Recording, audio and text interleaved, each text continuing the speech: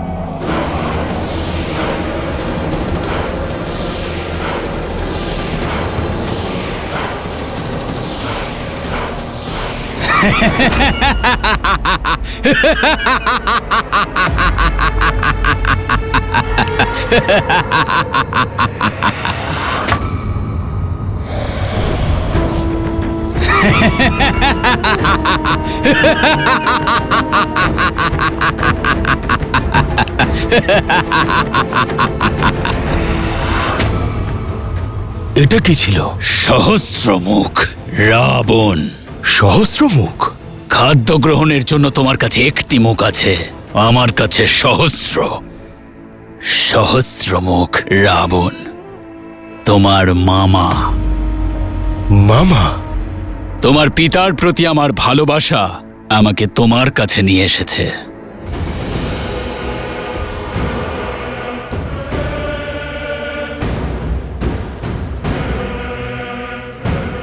অসুর ভালোবেসে নয়, স্বার্থে আসে। স্বার্থ হোক বা খিদে, আমি তা শান্ত করতে এসেছি। তোমাকে দেখে করুণা হচ্ছে আমার। মহান অসুর, মধুরাক্ষসের পুত্র হয়ে এমন আলস্য, নিজের পিতার দেওয়া উপহার এই মধুপুরী রাজ্য নিয়েই সন্তুষ্ট।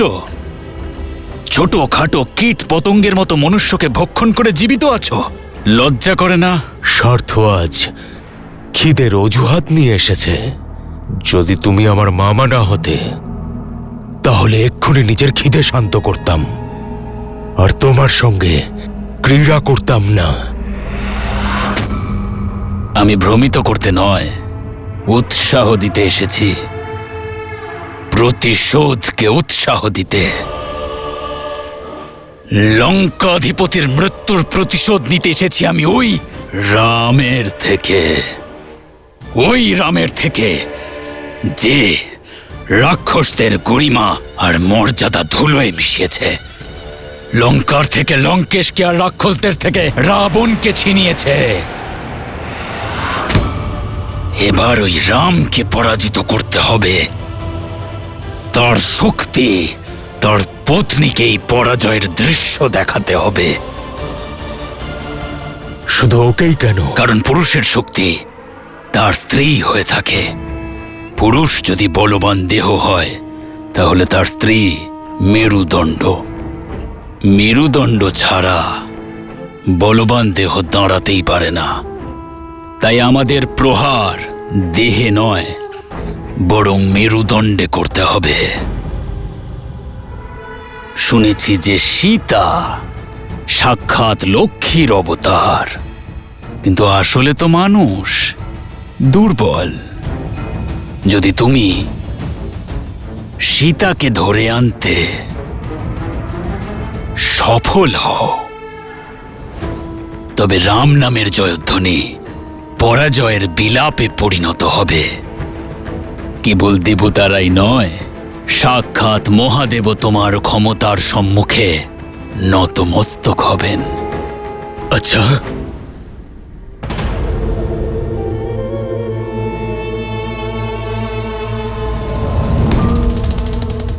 রাম রাজ্যের স্থাপনা আমাদের পরাজয়। এই রাম রাজ্যের স্থাপনাকে আটকাতে হবে। তাই সীতাকে আমার জীবিত প্রয়োজন, জীবিত।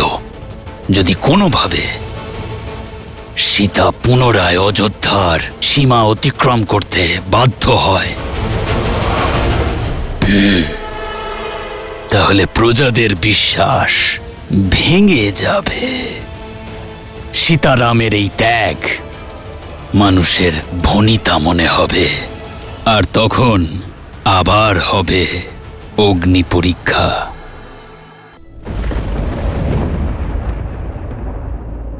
বাঁচাও, বাঁচাও, আগুন, পালাও, আগুন লেগেছে। কারা?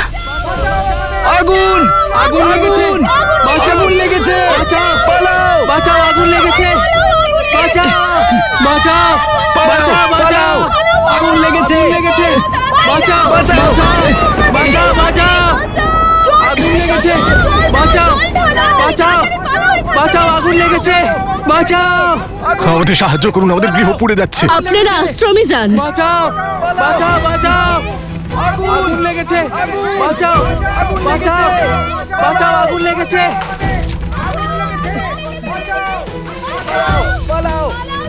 গুরুমাতা, এসব কি হচ্ছে? এই কাছেই ওনাদের গ্রাম। মনে হয় লবণাসুর আক্রমণ করেছে, তাই ওনারা পালিয়ে এই আশ্রমে শরণ নিতে এসেছেন। লবণাসুর? সে মানুষদের ভক্ষণ করে আর কখনো কখনো কৌশলের সীমানায় আক্রমণ করে মানুষদের ভক্ষণ করে।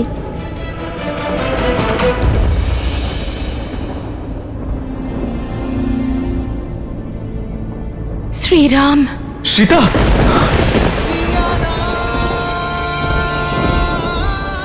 সীতা,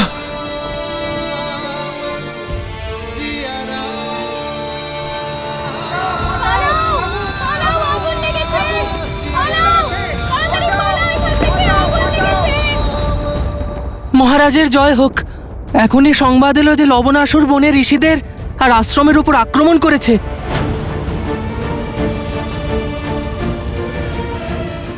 লবণাসুর? ওর উদ্দেশ্য আমার সীতার কোনো ক্ষতি করার নয় তো? বনদেবী, আমি শুনেছি এখানে কোনো লবণাসুরের প্রকোপ। সে কি আমাদের সকলকে হত্যা করবে, আমার মাতাকেও? কারোর কিচ্ছু হবে না, না তোমার না তোমার মাতার।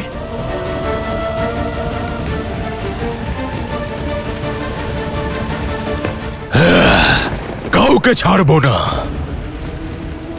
সবাইকে মেরে ফেলবো। ইয়া! আহ! আহ!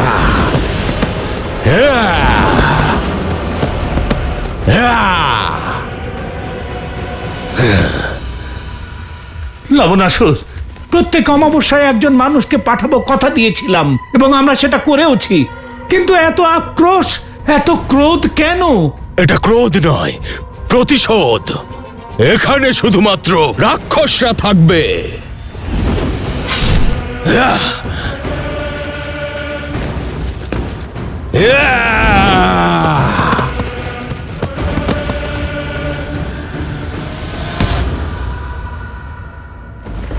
অনেক বড় সংকট এসে দাঁড়িয়েছে শ্রীরাম। এই স্থানকে লবণাসুরের প্রকোপ থেকে বাঁচান। এই সমগ্র বিশ্বই আপনার রাজ্য আর্য, আপনার প্রজা সবাই সহায়তা করুন।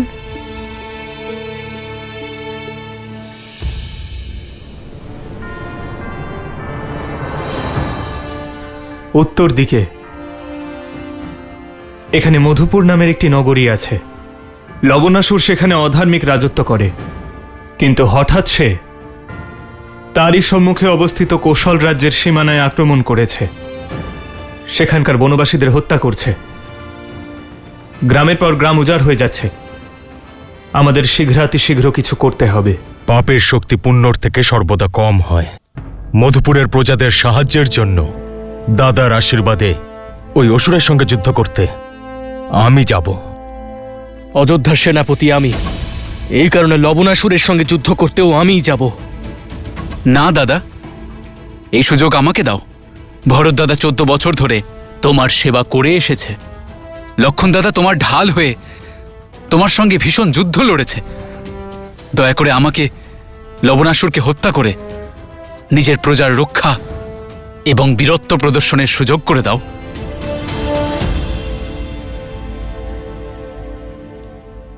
ঠিক আছে শত্রুঘ্ন,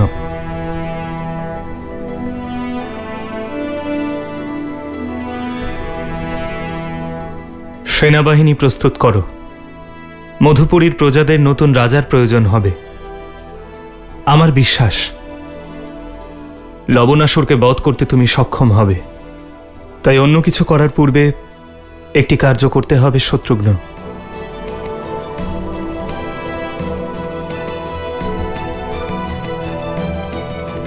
তোমার কুটিরে থেকেই বিশ্রাম নেওয়া উচিত। এই অবস্থায় তোমার বাইরে আসা একদমই উচিত নয়। কি করে থাকি মাতা? শুধু নিজের বিষয় নয়, সমাজ আর সংসারের বিষয়ও তো ভাবা উচিত। ভগবান বাল্মীকির আদেশ অনুসারে ঋষি ভরদ্বাজ যজ্ঞ শুরু করবেন লবণাসুরকে শক্তিহীন করার জন্য। হ্যাঁ গুরুমাতা, তপস্বিনীদের কর্তব্য যজ্ঞ আর প্রার্থনা করা।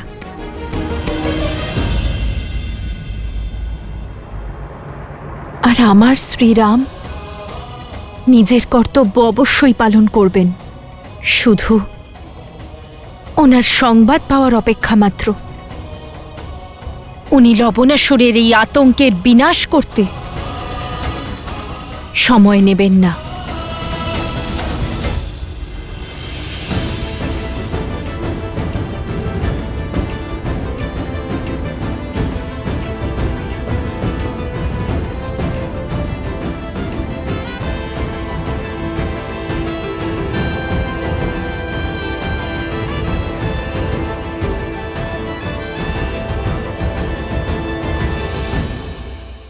আজ থেকে শত্রুঘ্ন মধুপুরী রাজ্যের রাজা। আজ থেকে সেই স্থানের রক্ষা করার দায়িত্ব তোমার শত্রুঘ্ন।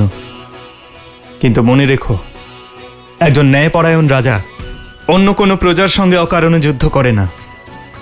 নিজের প্রজাদের উপর সংকট আসলে সে যুদ্ধ করতে পিছিয়েও যায় না। মধুপুরী মহারাজ শত্রুঘ্ন জয়! মধুপুরী মহারাজ শত্রুঘ্ন জয়! শত্রুঘ্ন, মধুপুরী ক্ষেত্রের স্থাপন লবণাসুরের পিতা মধু রাক্ষস করেছিল। তার তপস্যায় সন্তুষ্ট হয়ে মহাদেব তার থেকে অধিক শক্তিশালী ত্রিশূল তাকে উপহার দিয়েছিলেন। তার মৃত্যুর পরে মধু রাক্ষসের সেই ত্রিশূল লবণাসুর পেয়েছিল।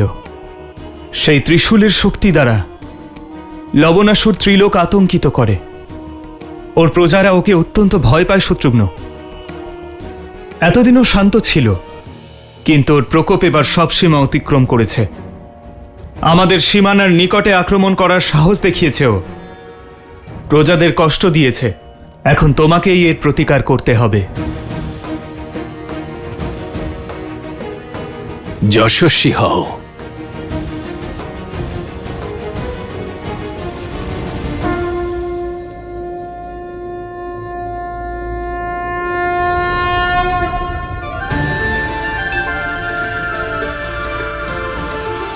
এই অস্ত্র আমাকে ঋষি অগস্ত্য দিয়েছিলেন। শ্রীনারায়ণ এই অস্ত্র দিয়েই মধুকৈটবের বধ করেছিলেন। আর আজ এই অস্ত্র আমি তোমাকে দিচ্ছি শত্রুঘ্ন। তুমি এই অস্ত্র দিয়েই লবণাসুরের বধ করবে। আমি এই অস্ত্রের প্রয়োগ রাবণকে বধ করার জন্যও করিনি। হয়তো নিয়তি এই অস্ত্রে লবণাসুরের বধই লিখে রেখেছে। আর আজ এই অস্ত্র নিজের কর্তব্য পালন করতে প্রস্তুত।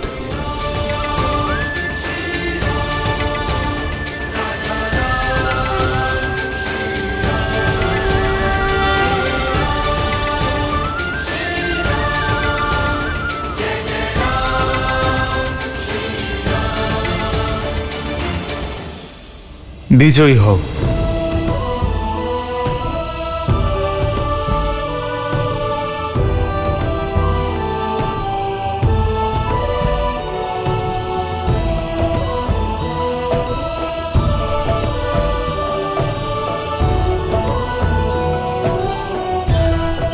মধুপুরীর কাছেই মিথিলার একটা অংশ আছে। যদি এই যুদ্ধে কোনো প্রয়োজন পড়ে তাহলে পিতার কাছ থেকে সাহায্য নিতে দ্বিধা করবেন না। মহাদেব আপনাকে বিজয়ী করুন।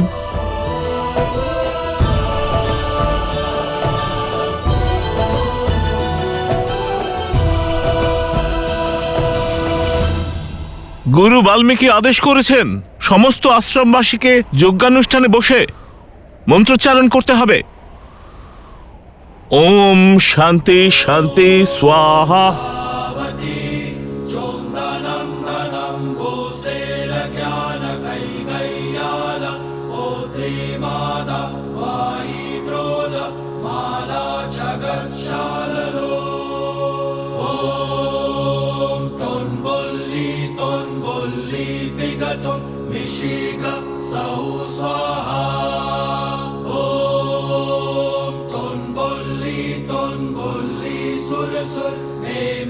বনদেবী, তুমি ঠিক আছো? মনে হচ্ছে প্রসব যন্ত্রণা শুরু হয়েছে। ওনাকে তাড়াতাড়ি কুটিরে নিয়ে যাও। শ্রীরাম, শ্রীরাম।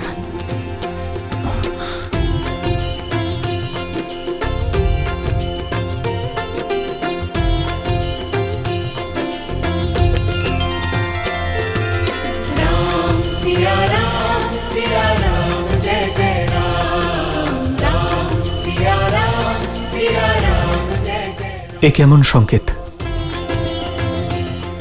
আমার সীতা ঠিক আছে তো? আমাকে আমার আরাধ্যের মূর্তি দিন।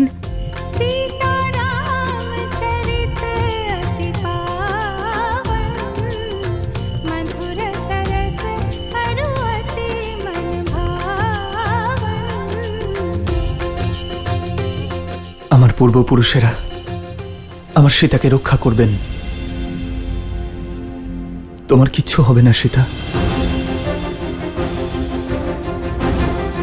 শ্রীরাম, শ্রীরাম।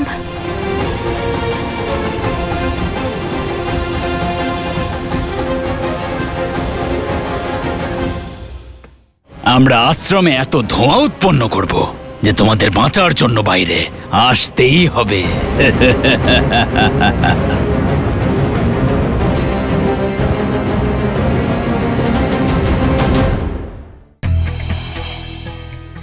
কুশ নিজের রাজধানী কুশাবতী থেকে দক্ষিণ কৌশলে রাজত্ব করেছিলেন আর নাগা রাজা কুমুদাকে যুদ্ধে পরাজিত করে তাকে নিজের অধীনে করে নিয়েছিলেন।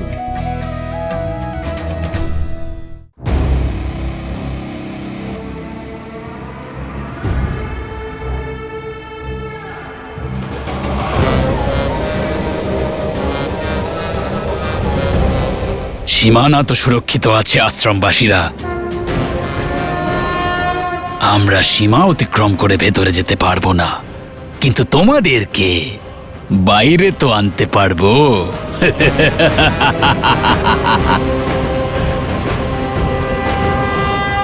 আমরা আশ্রমে এত ধোঁয়া উৎপন্ন করব যে তোমাদের বাঁচার জন্য বাইরে আসতেই হবে।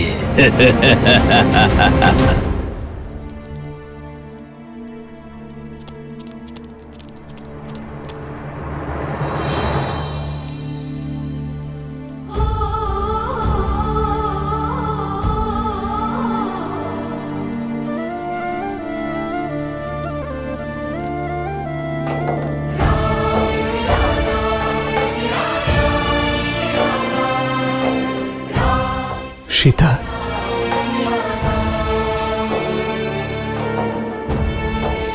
মনে হচ্ছে আমাদের বংশধরের জন্ম নেবার শুভ মুহূর্ত চলে এসেছে।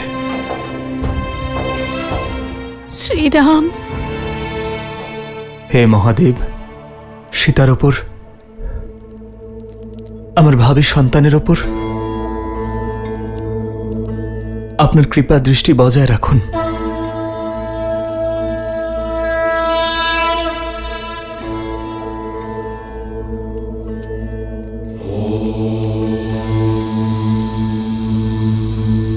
চিন্তার কারণ দেখা যাচ্ছে ঋষিবর।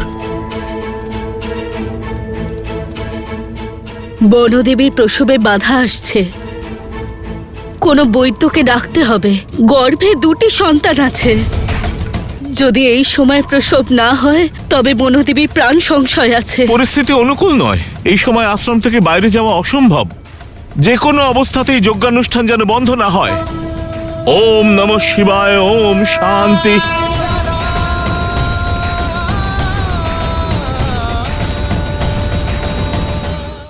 শ্রীরাম।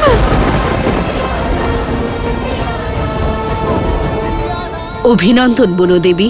পুত্র হয়েছে। 2 সুন্দর পুত্রের মাতা হয়েছেন আপনি।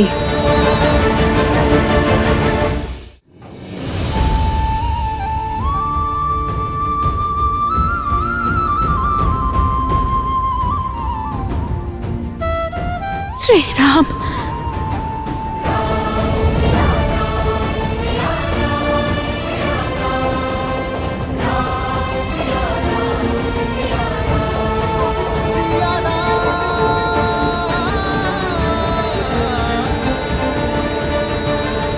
শ্রীরাম!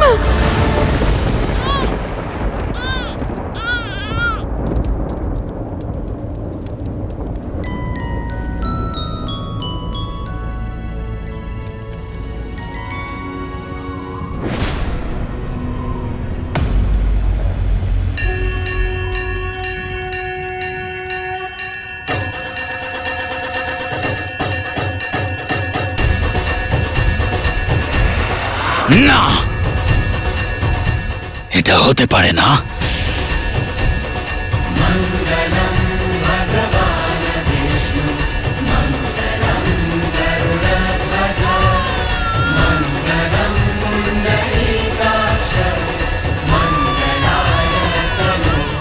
অভিনন্দন বনদেবী, পুত্র হয়েছে। 2 সুন্দর পুত্রের মাতা হয়েছেন আপনি।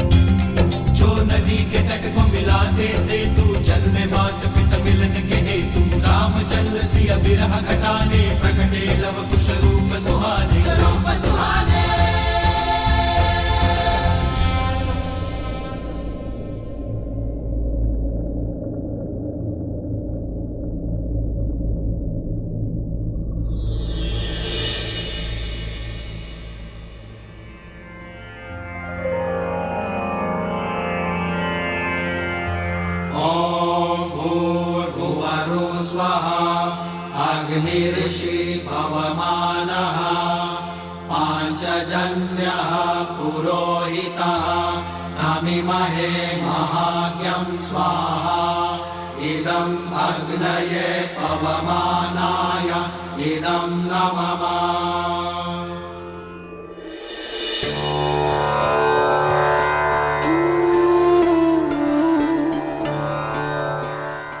এ আমার সন্তানদের সৌভাগ্য যে ওরা এখানে আপনার আশ্রমে জ্ঞান আর সদাচারের এই স্থানে জন্ম নেওয়ার সুযোগ পেয়েছে। আশ্রয় দেওয়ার আশীর্বাদ তো আপনি দিয়েছেনই, এবার ওদের নামকরণ করে দিন।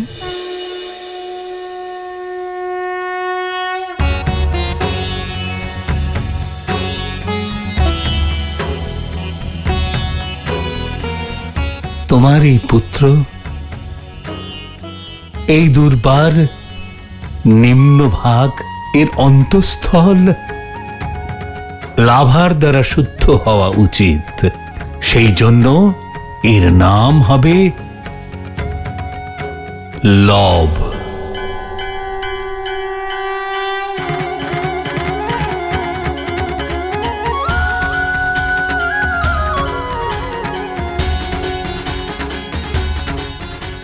আর এ দুর্বার উপরিভাগ কুশ, আর মন্ত্রের দ্বারা এর শুদ্ধিকরণ হবে। সেই জন্য একে কুশ নামে ডাকবে সবাই।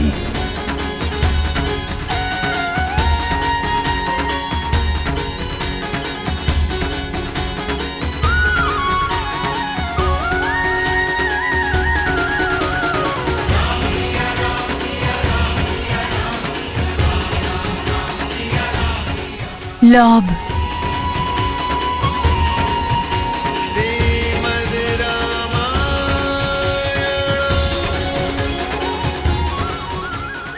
কুশ, লব, কুশ। সীতা, তোমার এই পুত্রদ্বয় নিজেদের শৌর্য এবং বীরত্বের জন্য পরিচিত হবে। এদের নাম আর এদের কাজ দুটোই মহত্বপূর্ণ হবে। আর এরাই তোমাকে তোমার আরাধ্য, তোমার স্বামীর সঙ্গে তোমাকে পুনরায় মিলিত করবে। নিজের কুলের মর্যাদা আর ধর্মকে এরা এগিয়ে নিয়ে যাবে। তোমার ত্যাগ আর এদের সাহস ধর্মরাজ্যের আধার হবে।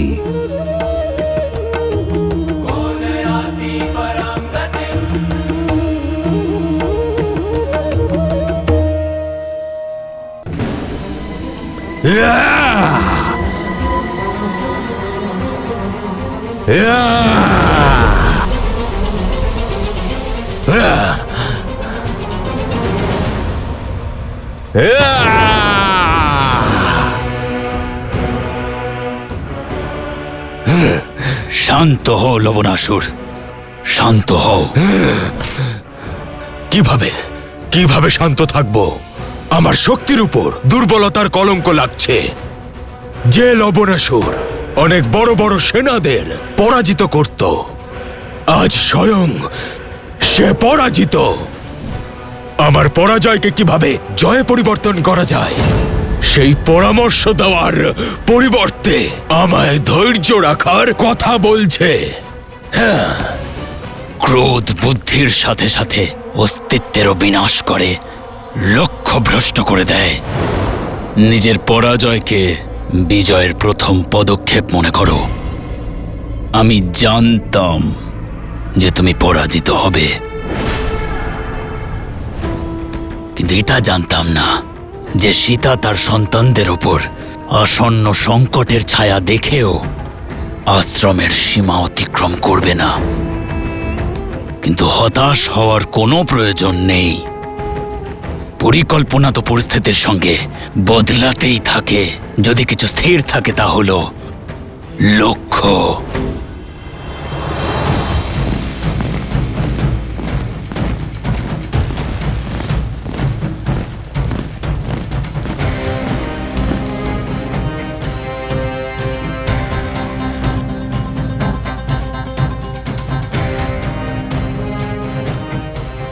ওদিকে আশ্রম আছে, ওখানে এত ধোঁয়া উঠছে কেন? চলো সবাই।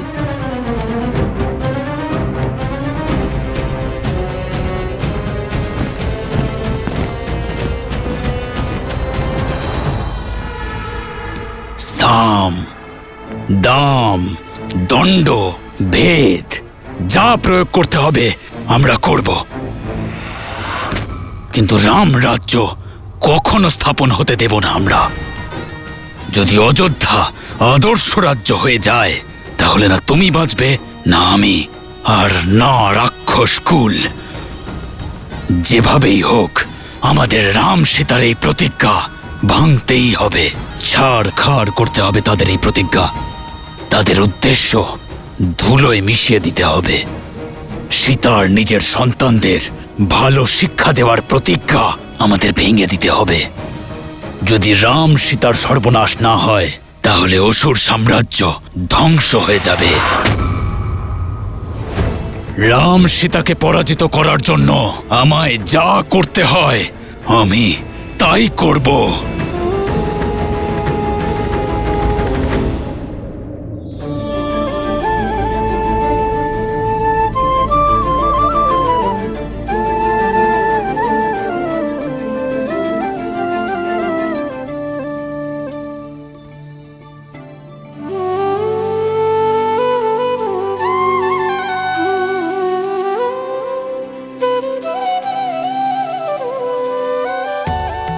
শ্রীরাম, যেভাবে এই বনস্পতিগুলির আলাদা আলাদা গুণ একসঙ্গে মিলে শিশুর শক্তি আর বুদ্ধির বিকাশ ঘটায়,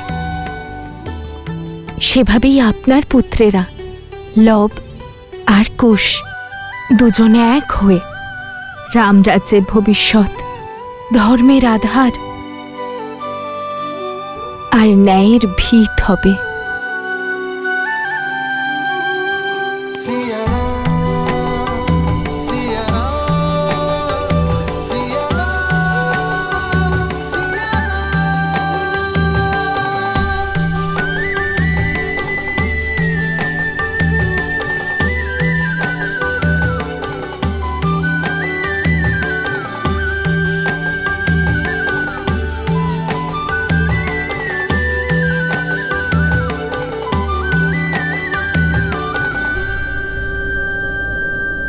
কিন্তু আজ থেকে শুধু মাতাই নয়,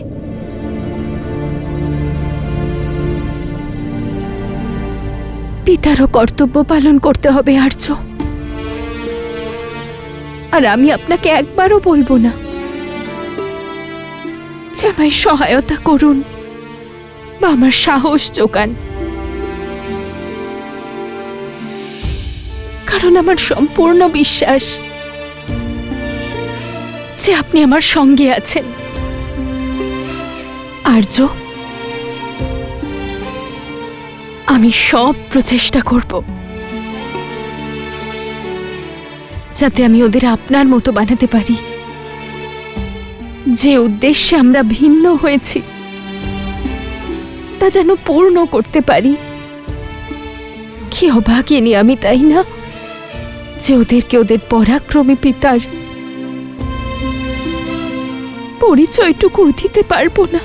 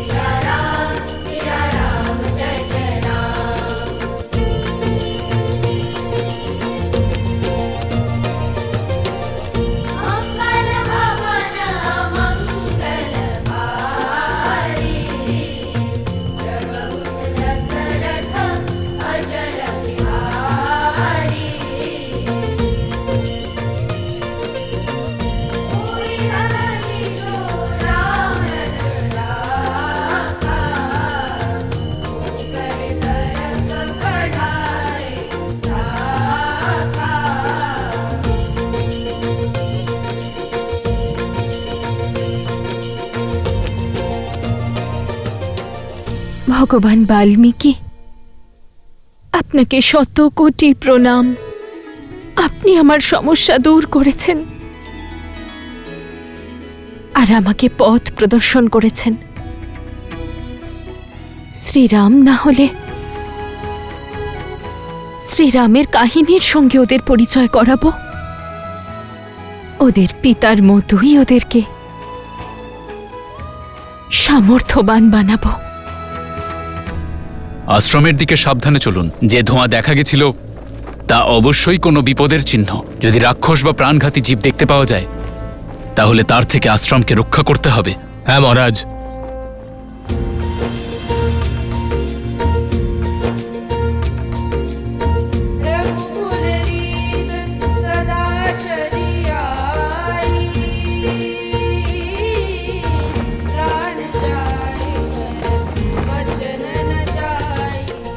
রাম নামের জয়গান।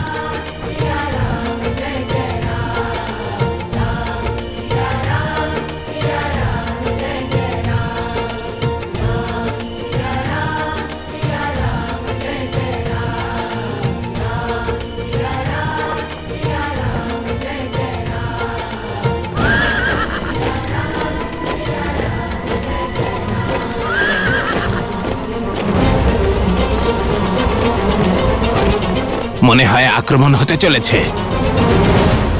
কেউ কোনো শব্দ না করে নিরাপদ স্থানে লুকিয়ে পড়ো। হঠাৎ গান বন্ধ কেন হয়ে গেল? ছোট ছোট দলে বিভক্ত হয়ে বিভিন্ন দিক থেকে আশ্রমকে রক্ষা করার জন্য প্রস্তুত হও। সেই জায়গাগুলি দেখবে যেগুলি আশ্রমের নিকটে এবং আশ্রমকে চারিদিক থেকে সুরক্ষিত করতে পারে।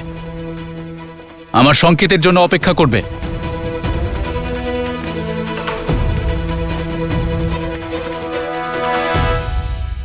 এ কেবল এক গীত ছিল না, এ তোমাদের আদর্শের চরিত্র।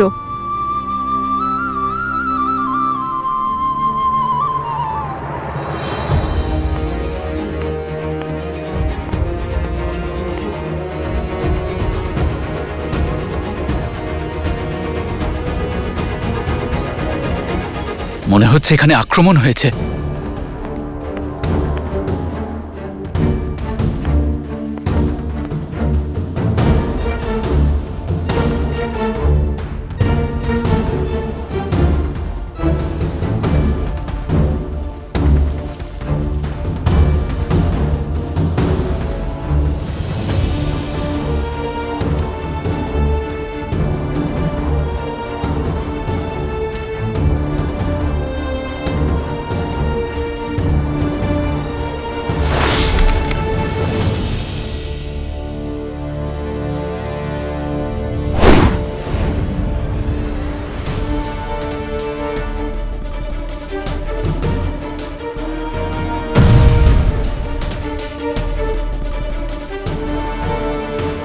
আক্রমণ করেছে? নিশ্চয়ই কোনো মায়াবী এসেছে, যে আশ্রমে আক্রমণ করে বনদেবীকে নিতে এসেছে। তোমরা ভয় পেও না, আমি এখানে তোমাদের গান শুনে এসেছি। পালাও পালাও পালাও পালাও পালাও! অসুর এসেছে, মায়াবী এসেছে।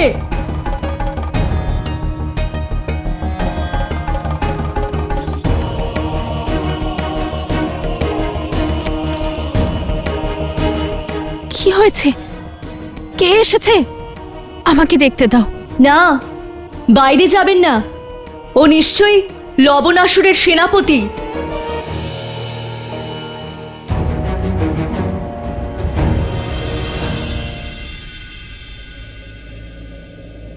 যার মুখে শ্রীরাম নামের গুণগান হয়,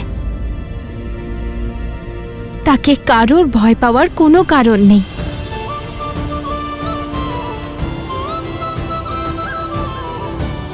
বৌঠান, আপনার পরিচয় কি? আশ্রমে অস্ত্রসহ প্রবেশের কারণ? আমি ভাবলাম কোনো দুষ্ট এখানে আক্রমণ করেছে ঋষিবর। এটি আপনার সুরক্ষার জন্য ঋষিবর। আমি অযোধ্যার মহারাজ শ্রীরামের ছোট ভাই শত্রুঘ্ন। শত্রুঘ্ন শত্রুঘ্ন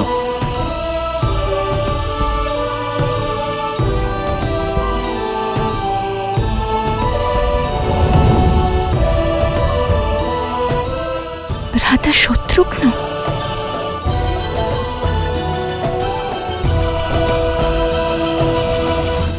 কেমন বিড়ম্বনা! তোমাদের কাকাশ্রী এখানে এসেছেন, আমি ওর সম্মুখেও যেতে পারছি না। কিন্তু আমার হৃদয় এটাই ভেবে বিচলিত হচ্ছে যে রঘুবংশের উত্তরাধিকারীদের রঘুবংশীয়র আশীর্বাদ থেকে বঞ্চিত কি করে করি। কিছু বুদ্ধিজীবী এটা বিশ্বাস করেন যে গৌতম বুদ্ধ কুশের ৯৭তম বংশধর।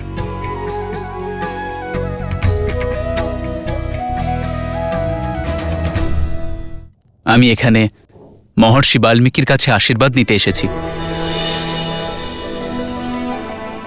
মহারাজ শ্রীরামের আদেশে লবণাসুরকে বধ করতে এসেছি। আসুন আর্য। আপনি আমার সঙ্গে আসুন, আসুন।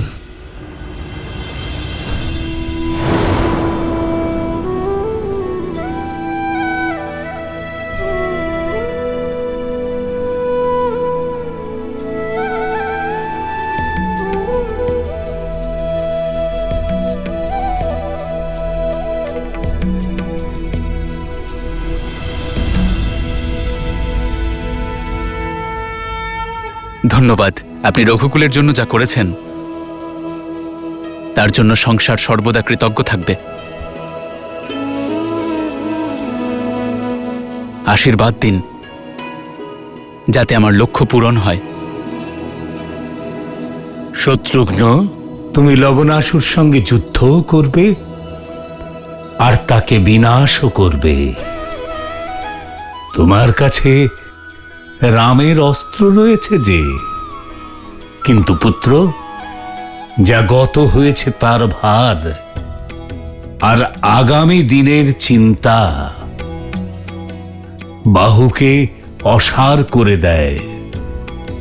তাই জন্য তুমি তোমার ধর্ম পালন করো আর নিশ্চিন্ত থাকো, কারণ রঘুকুলের ভবিষ্যৎ অত্যন্ত গৌরবময়।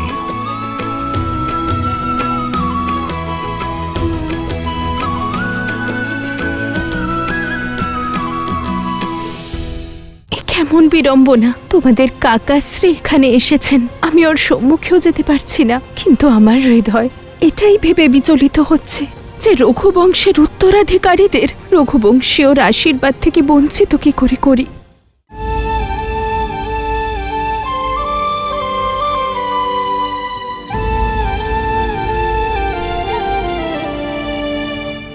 কেমন বিড়ম্বনা! তোমাদের কাকাশ্রী এখানে এসেছেন আর আমি ওর সম্মুখেও যেতে পারছি না।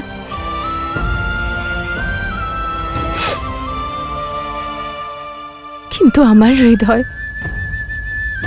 এটাই ভেবে বিচলিত হচ্ছে যে রঘুবংশের উত্তরাধিকারীদের রঘুবংশীয়র আশীর্বাদ থেকে বঞ্চিত কি করে করি।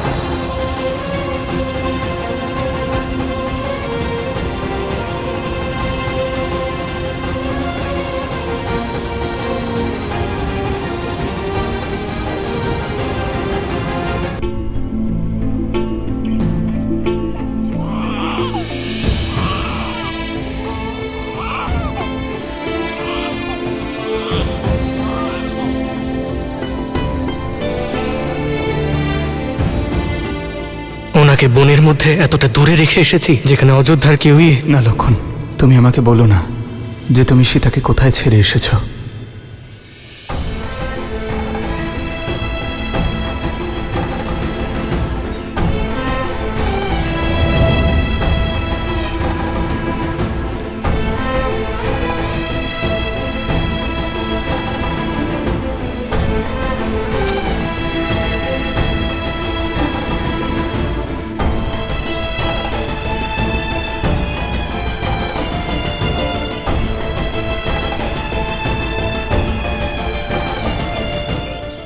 আশীর্বাদ করো বৌঠান, যেন আজ আমি দাদার দেওয়া কাজ সম্পূর্ণ করতে পারি।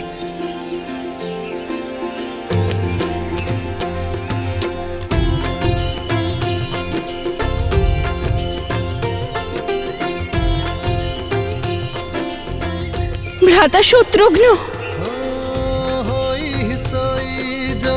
राम रचिरा को करी तरक बढ़ावे साखा।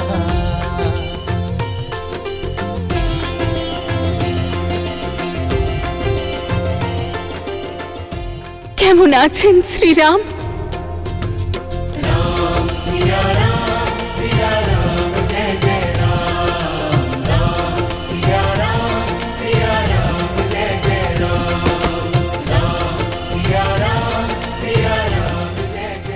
ধন্য তোমরা।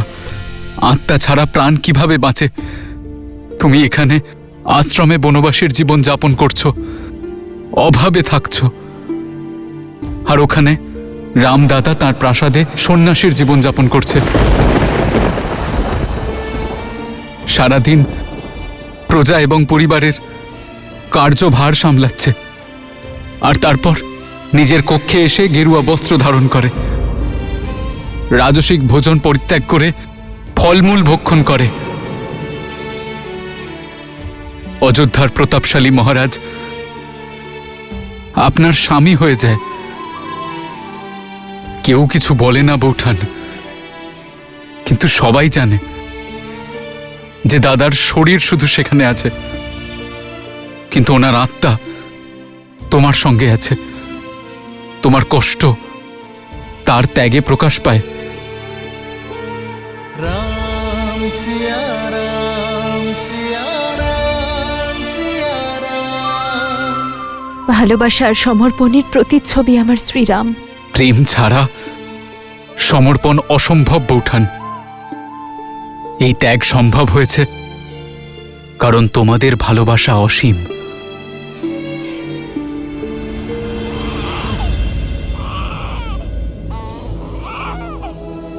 তোমার ভাইপো লব আর কুশ।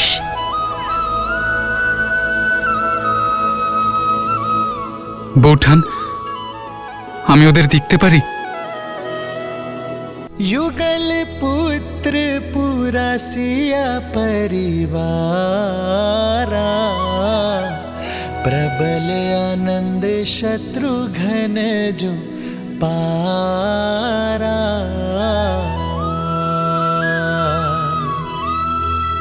सूर्य प्रताप शिव दुई शिशु जाही, सकल जीव के ही देखे माही।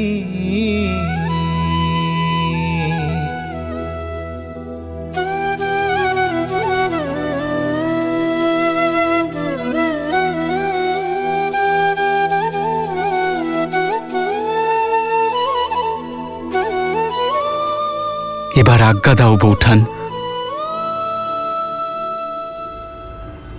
দাঁড়াও শত্রুঘ্ন। সূর্য বংশের এই সূর্যের তেজ অযোধ্যায় যেন না পৌঁছয়। তুমি কাউকে কিচ্ছু বলবে না শত্রুঘ্ন।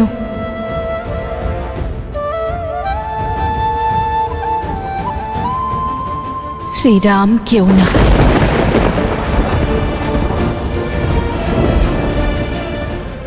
কেন বৌঠান?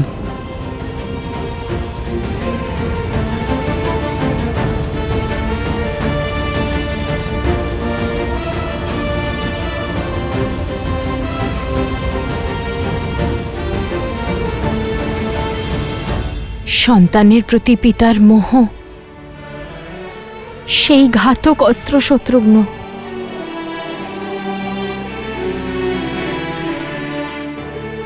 যা বড় বড় তপস্বীদেরও তপস্যা ভঙ্গ করে দেয়। যদি আমার শ্রীরামের মনে সন্তানদের প্রতি ভালোবাসা জন্মায়, তখন ওনার তপস্যাও না ভঙ্গ হয় শত্রুঘ্ন। আর আমি এটা চাই না যে আমার শ্রীরামের কখনো কর্তব্যের পথে লক্ষ্যভ্রষ্ট হোক।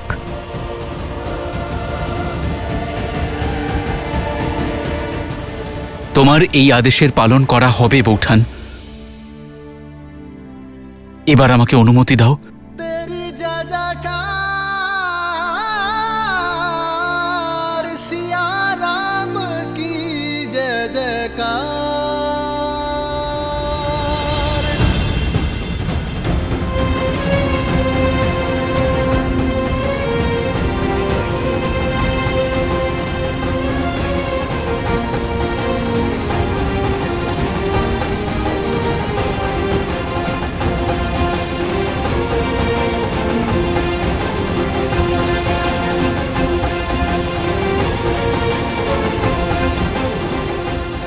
শ্রীরাম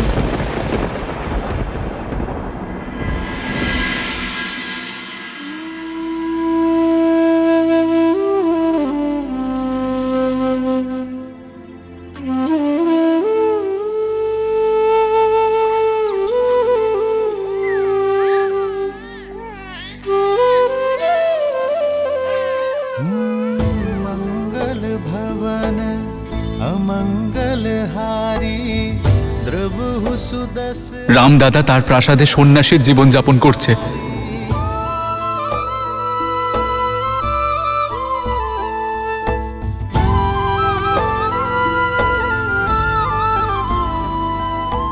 राम सिया राम जय जय राम राम सिया राम সীতা, তোমার মন শান্ত এবং আনন্দিত, তাতে বেদনাও আছে। হয়তো তোমার সুখের কারণ আমাদের সন্তান, কিন্তু বেদনার কারণ? সুখ তো সব সন্তানই মাতাকে দেয়, কিন্তু বেদনা এক স্ত্রীর হয়। কখনো কখনো তো মনে হয় সব বন্ধন ছেড়ে আমাদের সন্তানদের আপনার কাছে নিয়ে আসি, আর না হলে মৃত্যুর সংবাদ পাঠিয়ে আপনাকেই আমার কাছে ডেকে নি।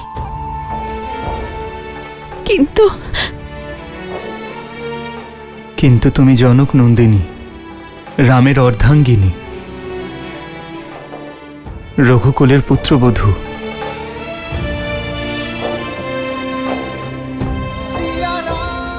সীতা, একজন পুরুষ কেবল একটি পরিবারেরই দায়িত্ব পালন করে, কিন্তু একজন নারীর কাঁধে দুই পরিবারের পবিত্রতার ভার থাকে। ভার তো এটাও আর্য যে আমার পুত্রেরা কখনো পিতার ছত্রছায়া পাবে না, আর স্বামী পুত্রের সুখ, এই ভারের বোঝা আমি আর নিতে পারছি না।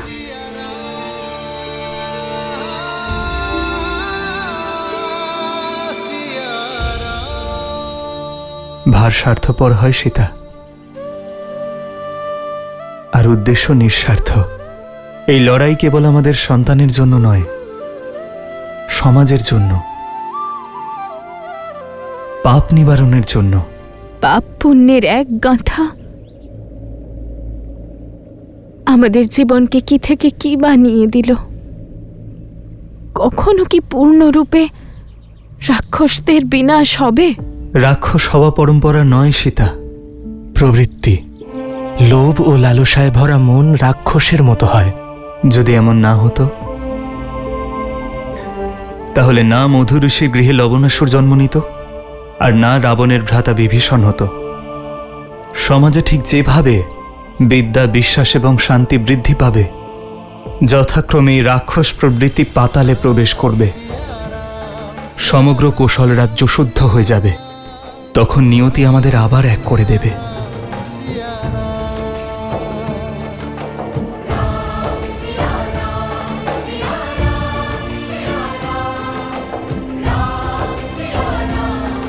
রামের কাহিনীতে রামের জীবনের সার আছে। আমাকে সেই পথেই চলতে হবে।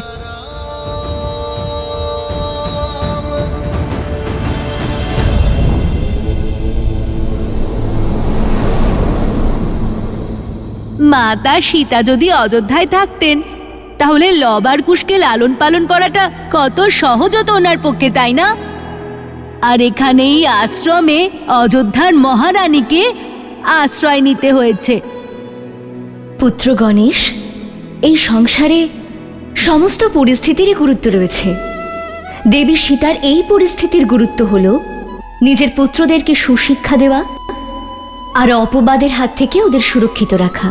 গণেশ, যেমন তোমার মা আদিশক্তি, সমগ্র সংসারের শক্তি, দেবী সরস্বতী সংসারের জ্ঞান শক্তি, তেমনি দেবী লক্ষ্মী সংসারের পালন শক্তি।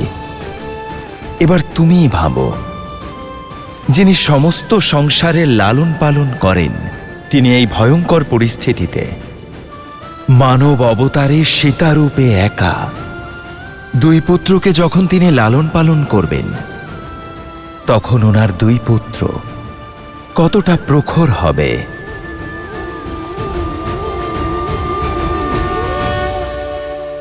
লব, কুশ, जेहि पर कृपा करहि जनु जानी, कवि उर अजिर न चावहि वानी।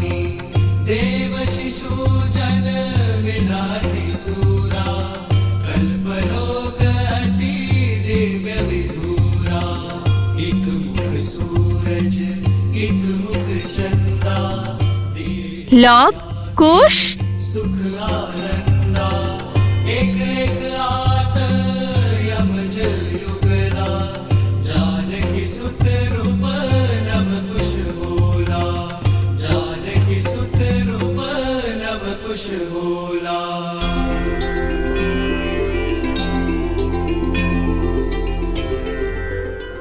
লব আর কুশ শৈশবেই সমস্ত বেদ কণ্ঠস্থ করে নিয়েছিল, কিন্তু আরও একটা বেদও ছিল যা তারা কণ্ঠস্থ করেছিল, আর তা ছিল মর্যাদা পুরুষোত্তম শ্রীরামের জীবন কথা।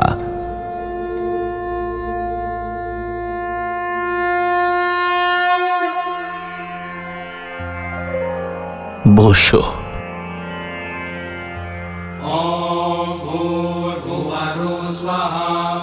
अग्निर्षि पवमानः पाञ्चजन्यः पुरोहितः नमिमहे महाज्ञं स्वाहा इदम् अग्नये पवमानाय इदं नमः।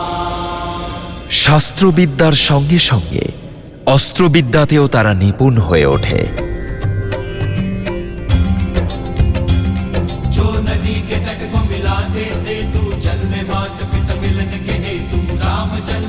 विरह घटाने प्रकटे लव कुश रूप सुहाने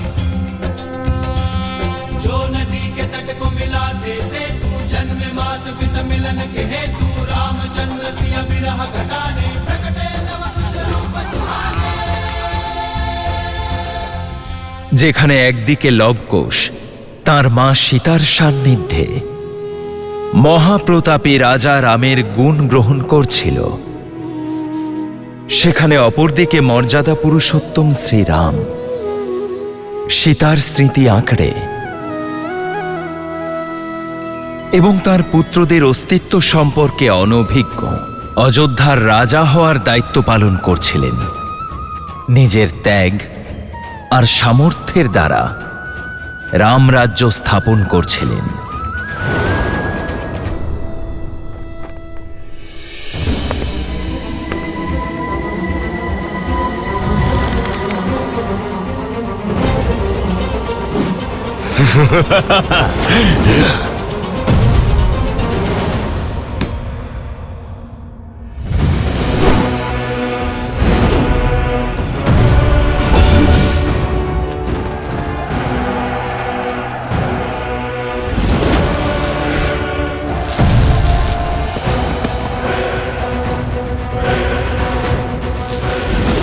অপরদিকে শত্রুঘ্ন আর লবণাসুরের যুদ্ধ অনেক বছর ধরে চলছিল।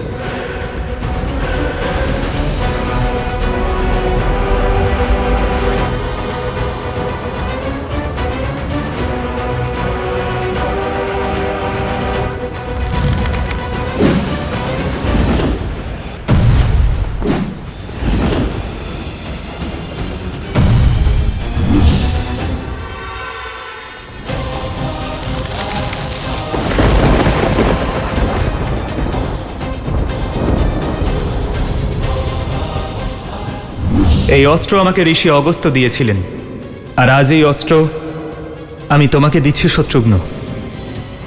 হয়তো নিয়তি এই অস্ত্রে লবণাসুরের বধই লিখে রেখেছে, আর আজ এই অস্ত্র নিজের কর্তব্য পালন করতে প্রস্তুত।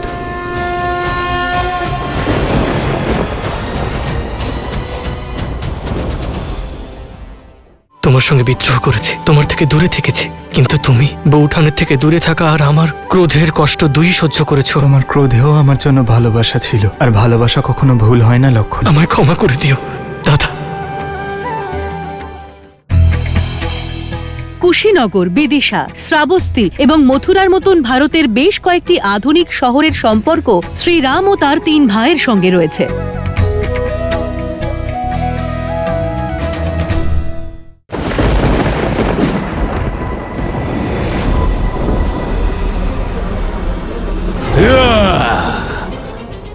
নারায়ণ আর আমার অস্ত্রের সংঘর্ষ থেকে এই সংসারকে বাঁচানোর জন্য আমি আমার অস্ত্র ফিরিয়ে নিলাম।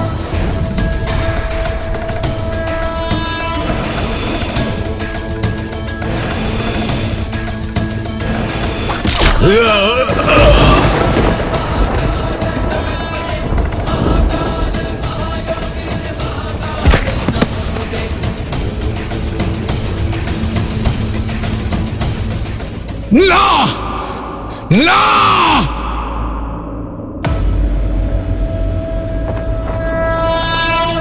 সহস্রমুখ রাবণের এই অস্ত্র নিস্তেজ হয়ে যেতে পারে না।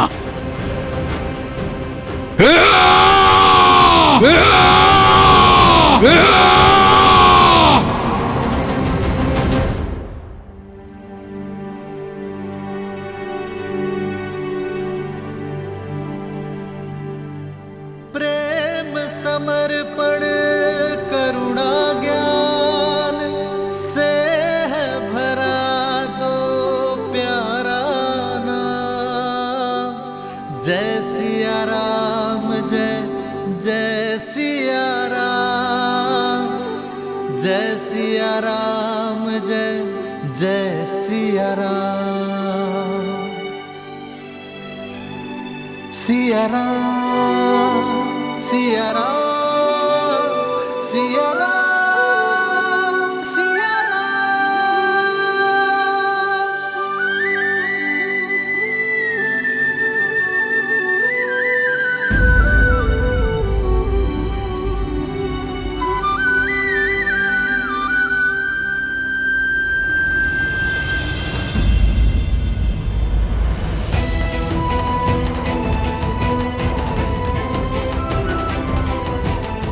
এসো লক্ষণ।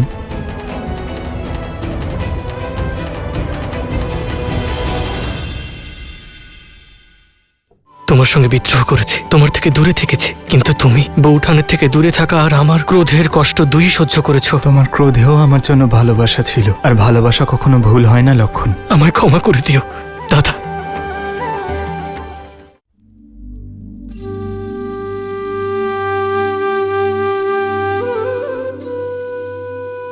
যে শ্রীরামের বাঁ দিকে বৌঠান দাঁড়িয়ে নেই, তিনি অযোধ্যার রাজা রাম অবশ্যই হতে পারেন, কিন্তু কোনোভাবেই লক্ষণের দাদা হতে পারেন না।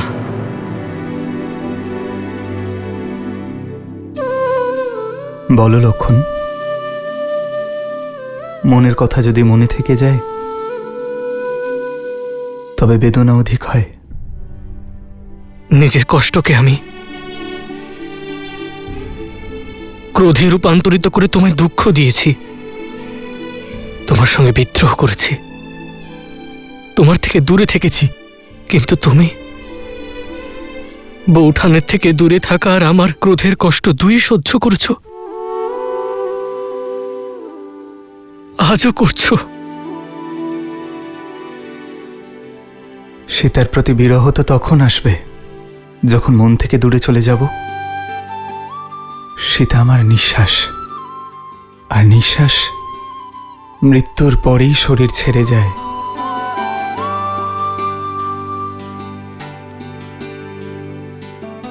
আর রইল কথা তোমার, তোমার ক্রোধেও আমার জন্য ভালোবাসা ছিল, তোমার বউঠানের জন্য ভালোবাসা ছিল, আর ভালোবাসা কখনো ভুল হয় না লক্ষণ। আমায় ক্ষমা করে দিও দাদা।